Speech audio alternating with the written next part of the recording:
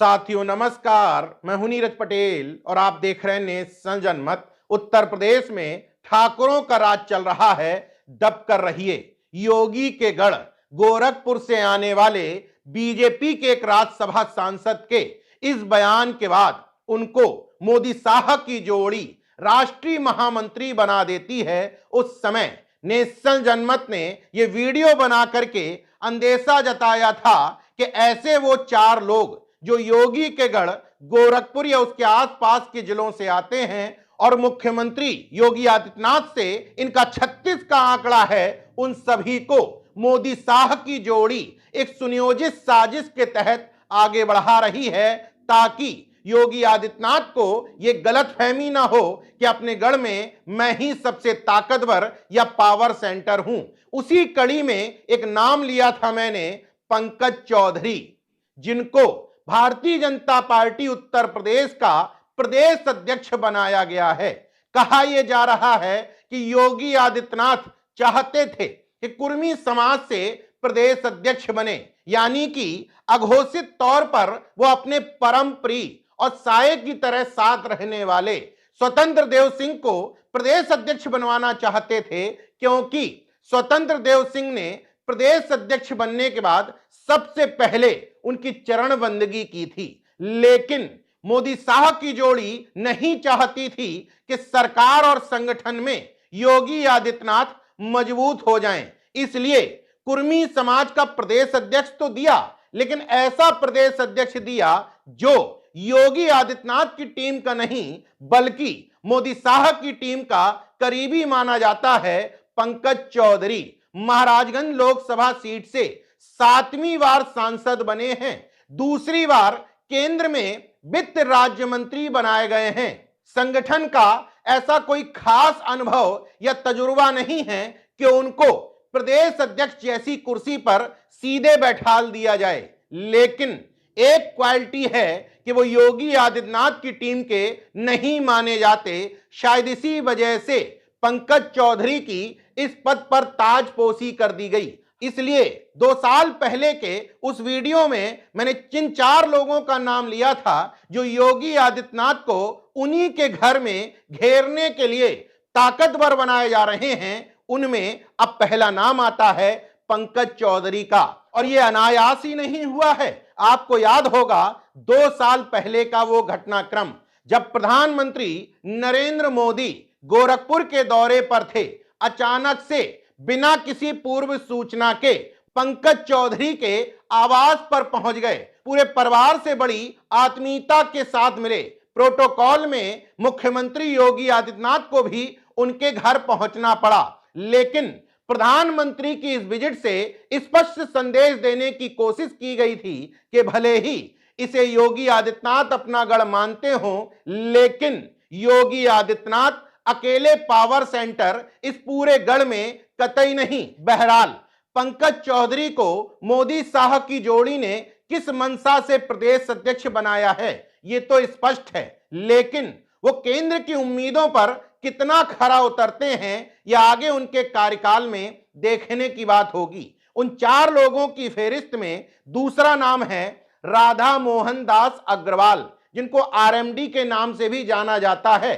किसी समय योगी आदित्यनाथ के बेहद करीबी हुआ करते थे। 2002 के विधानसभा चुनाव में योगी आदित्यनाथ ने उनको हिंदू महासभा की तरफ से चुनाव मैदान में उतारा था, वो चुनाव जीते भी।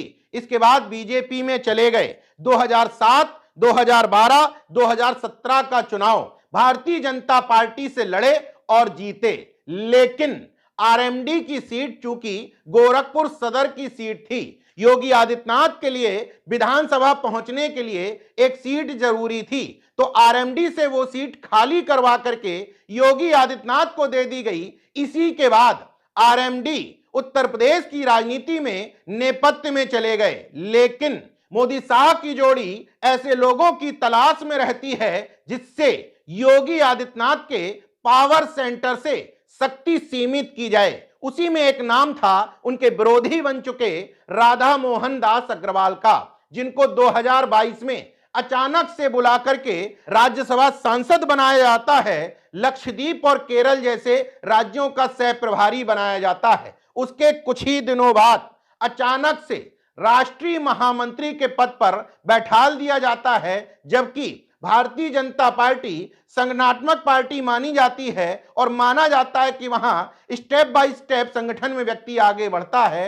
लेकिन आरएमडी उत्तर प्रदेश के संगठन में किसी महत्वपूर्ण पद पर रहे बिना अचानक से राष्ट्रीय महामंत्री बना दिए जाते हैं, जबकि इस नियुक्ति से कुछ दिन पूर्व ही उनका यह बयान वायरल हुआ था जिसमें उन्होंने कहा था कि उत्तर प्रदेश में ठाकुरों का राज चल रहा है, दब कर रहिए। इस बयान के बाद योगी जी के करीबी प्रदेश अध्यक्ष स्वतंत्र देव सिंह ने कारण बताओ नोटिस भी जारी किया था। यहीं से वो केंद्र की निगाह में आए और उनको राष्ट्रीय महामंत्री बना करके उस पावर सेंटर का हिस्सा बना दिया। गोरखपुर से तीसरा नाम आता है शिव प्रताप शुक्ला।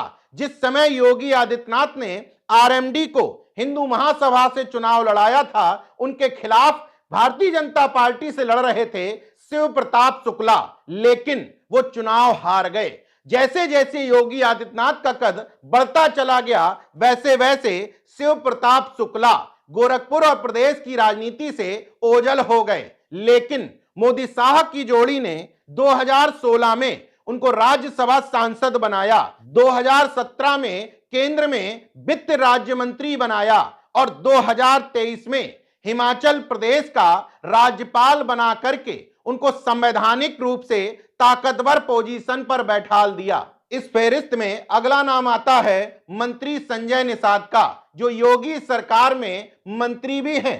कहा जाता है कि योगी आदित्यनाथ संजय निषाद को अंदर से अभी भी पसंद नहीं करते, क्योंकि संजय निषाद गोरक्ष पीठ को अपनी यानी कि निषादों की पीठ मानते हुए कई बार बयान दे चुके हैं। हिंदू युवा वाहिनी आरएसएस और बीजेपी की राजनीति के खिलाफ रहे हैं, लेकिन केंद्र के दबाव के कारण न सिर्फ संजय निषाद बल्कि उनके दो बेटों को मजबूरन योगी आदित्यनाथ को झेलना पड़ रहा है। ये चार ऐसे नाम हैं जो गोरखपुर से आते हैं। इन चारों नामों को योगी आदित्यनाथ अंदर से पसंद नहीं करते, लेकिन मोदी शाह की जोड़ी इन चारों लोगों को समय समय पर ताकत देती रहती है ताकि योगी आदित्यनाथ अपने क्षेत्र में अकेले पावर सेंटर ना बन पाए। बहरहाल भारतीय जनता पार्टी में यही एक खूबसूरती भी है कि योगी आदित्यनाथ मुख्यमंत्री होने के बावजूद सर्वे सर्वा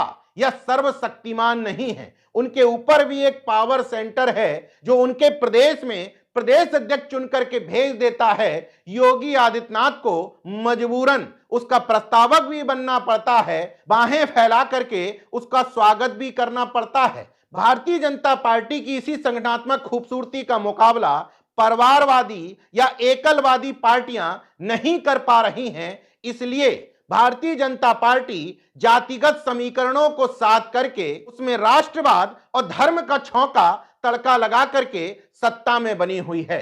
बाकी देखते रहिए नेशन जनमत, जागरूक और सजग बने रहिए। जय विज्ञान, जय संविधान, जय लोकतंत्र। धन्यवाद।